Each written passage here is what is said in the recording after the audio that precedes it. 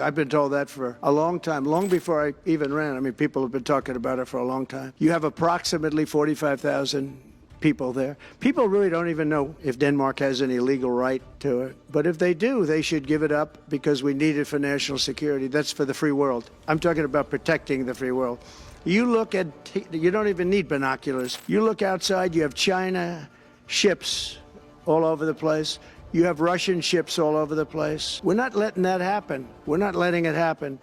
And if Denmark wants to get to a conclusion, but nobody knows if they even have any right, title, or interest. The people are going to probably vote for independence or to come into the United States. But I know that Putin would like to meet.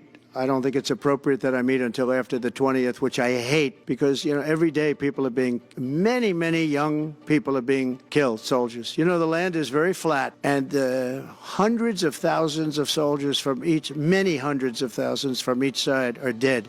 And they're laying in fields all over the place. Nobody to even collect. There's landmines all over. It's a disaster. But it's very flat. It's great. It's farmland, and it's very flat. And the only thing that stops a bullet is the human body. And the human body is stopping a lot of bullets. I hope so, yeah. I hope to have 6 months. No, I would think, I hope long before 6 months. Look, Russia's losing a lot of young people.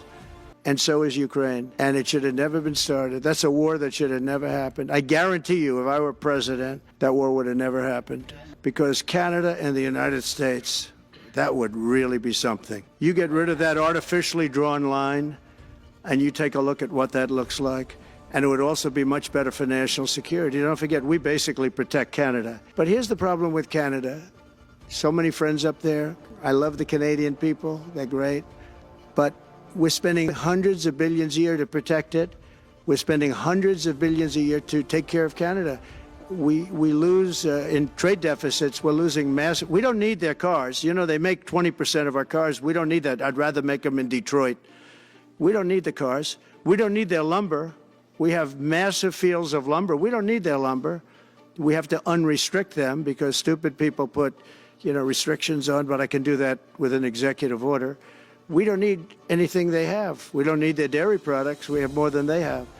We don't need anything. So why are we losing $200 billion a year and more to protect Canada? And I said that to, as I called him, Governor Trudeau. I said, listen, what would happen if we didn't subsidize you, if we didn't, because we give them a lot of money. We help them. As an example, we're buying icebreakers, and Canada wants to join us in the buying of icebreakers. I said, you know, we don't really want to have a partner in the buying of icebreakers. We don't need a partner. No right. Nope. No right. Here's what we have. We have a right not to help them with their financial difficulties because we owe $36 trillion too. We're going to start knocking it out pretty fast, but we're going to be able to do it because of energy and other things. European Union, we have a trade deficit of $350 billion. They don't take our cars. They don't take our farm product. They don't take anything.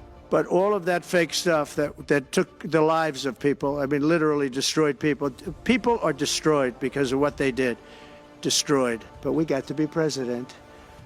But Biden did it for 40 years. He did it when he was a senator. That was illegal. And they ruled it was illegal. How about that? They said, it's illegal, but he's unfit to stand trial. So he can stand and be president of the United States, but the prosecutor found that he's unfit for trial. Billions of dollars, not millions, billions. We pay billions of dollars to essentially the Taliban, Afghanistan, and that's given by Biden. That's the same man that took away $50 to $60 trillion worth of value from the United States. Think of it, probably our most valuable asset. Took away our most valuable asset. This can't be allowed to happen. We are now a nation of common sense. When he does that, 625 million acres, this can't be allowed to happen. Thank you for the information. Yes, sir. Most other people probably knew about it, but they wouldn't have told me, right? So as you know, I said it, inflation was one of the reasons I won, but I think the biggest reason I won was the fact that they are allowing prisoners to come into our country. They released their prisoners, their murderers. Thousands of murderers are now walking around the streets of our cities and farmland all over. Murders, people that have killed. Many, 32% have killed more than one person. They release them from their jails, their prisons, and their mental institutions and insane asylums, into our country.